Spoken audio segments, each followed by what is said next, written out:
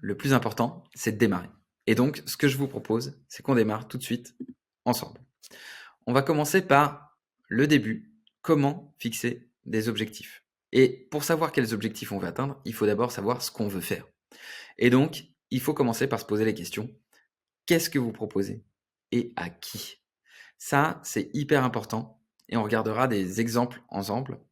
Mais souvent, j'ai des personnes qui me disent: «Ça s'adresse à tout le monde. Je fais ça pour les ados, les jeunes, les femmes, les hommes de, 18 à 65 ans» et cetera, et cetera.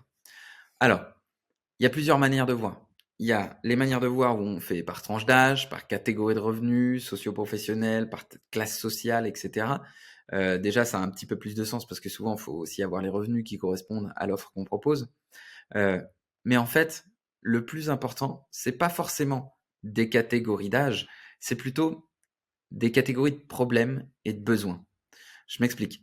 Heu, Quelqu'un qui a besoin, de faire partie d'un certain statut social, et qui a envie du coup d'acheter plutôt un iPhone plutôt que n'importe quel autre téléphone. Ça existe dans toutes les tranches et dans toutes les catégories sociales. Par contre, c'est une manière de réfléchir, c'est une manière de voir les choses qui est commune à tous ceux qui, du coup, achètent iPhone plutôt qu'un autre téléphone. Voilà. Et donc en fait, à qui on le propose, là, la vraie, distinction, c'est pas la tranche d'âge ou les revenus, même si on pourrait avoir un peu de revenus. Mais c'est surtout ceux qui veulent avoir le meilleur téléphone du marché. Ceux qui veulent un téléphone qui bug jamais. Ceux qui veulent avoir un téléphone qu'on est capable de revendre pour avoir l'option d'après, et revendre facilement à un bon prix. Ceux qui veulent être sûrs que, ça va jamais se faire pirater, ou que ça va jamais, tomber en obsolescence parce que, c'est un constructeur chinois et qu'on a la guerre entre les Chinois, les Américains et cetera qui mettent des frontières. Donc en fait, hem, c'est ça qu'il faut voir.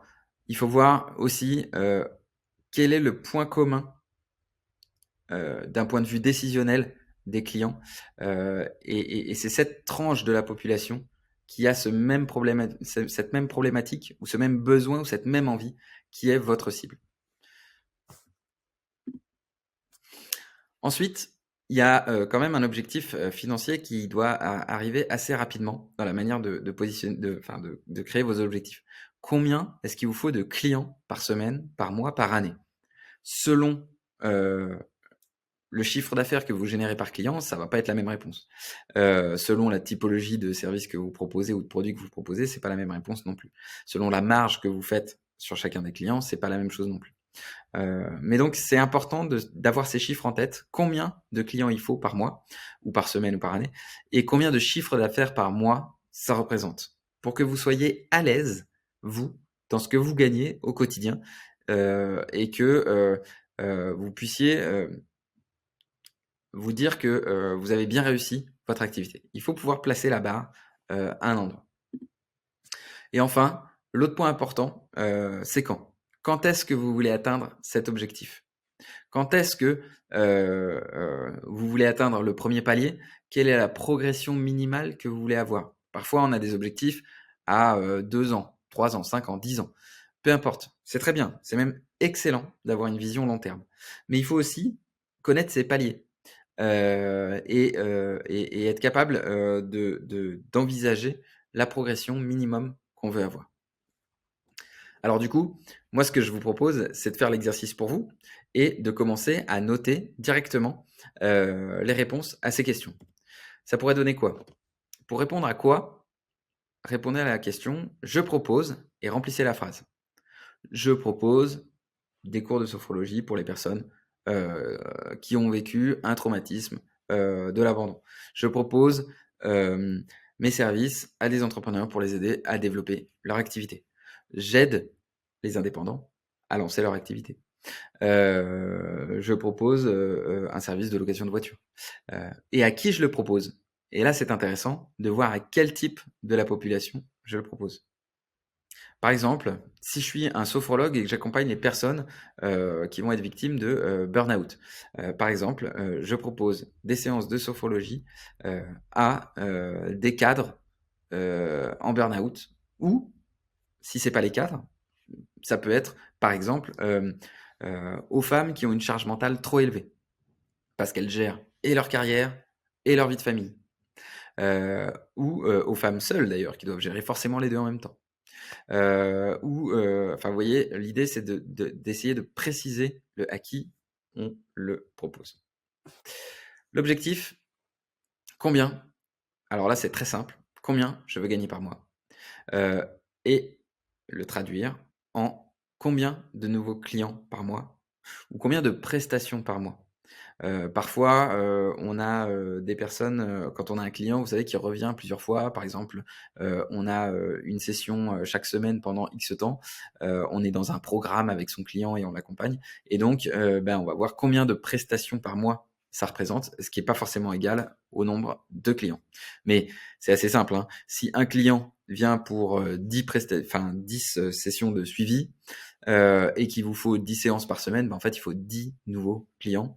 En fait, il faut 10 clients en continu, pour avoir ces 10 sessions par semaine pendant, 10 fois. Donc ça fait 2 mois et demi.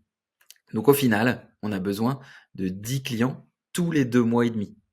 Donc en réalité, on a juste besoin de 4 clients par mois, 4 nouveaux clients par mois et ça va nous permettre de faire le roulement. Voilà, donc il faut voir, les différents niveaux, combien ça représente de chiffre d'affaires, combien de nouveaux clients et combien de prestations ça représente. C'est 3 distinctions qui sont assez intéressantes à avoir. Et quand est-ce que je dois atteindre le premier palier? Donc je dois l'atteindre, X euros de chiffre d'affaires par mois d'ici X mois et je dois atteindre le palier 2, Y euros, de chiffre d'affaires par mois d'ici, Y mois. Et donc là, vous aurez, quelque chose de plus clair sur les objectifs. Qu'est-ce que vous proposez? À qui vous le proposez? Combien vous voulez gagner? Combien de nouveaux clients il vous faut? Combien de prestations ça représente par mois? Et quand est-ce que vous voulez les atteindre? Et ensuite, projetez vos objectifs dans le temps. Hyper important également. Les objectifs à 1 mois, par exemple, alors là, je vous fais, un exemple, comme si je partais de 0. Par exemple, démarrer une offre à destination de tel type de clientèle. Ça, c'est ce que je veux faire dans le 1er mois. Le 2e mois, je veux avoir mes 5 premiers clients. Ça va me permettre de démarrer, d'avoir un peu de chiffre d'affaires. Ils vont peut-être pas, faire un accompagnement ou un suivi tout de suite, mais au moins, il faut que j'ai du chiffre d'affaires. Je veux 5 clients le 2e mois. 3e mois, générer 1 000 € de chiffre d'affaires. Ça veut dire qu'il faut commencer à monter en cadence, en nombre de clients. Objectif du 4e mois, dégager 1 000 € net. C'est pas du tout pareil. Entre le chiffre d'affaires, qu'on facture, les charges qu'on paye et bien sûr l'État qui va pas oublier de se servir, rappelez-vous qu'il y a quand même une grosse différence. Donc être capable de se dégager 1 000 € net, c'est pas tout à fait la même chose que de faire 1 000 € de chiffre d'affaires. Objectif du 5e mois, dégager 1 500 € net et cette fois, j'ai rajouté quelque chose, savoir renouveler mes clients.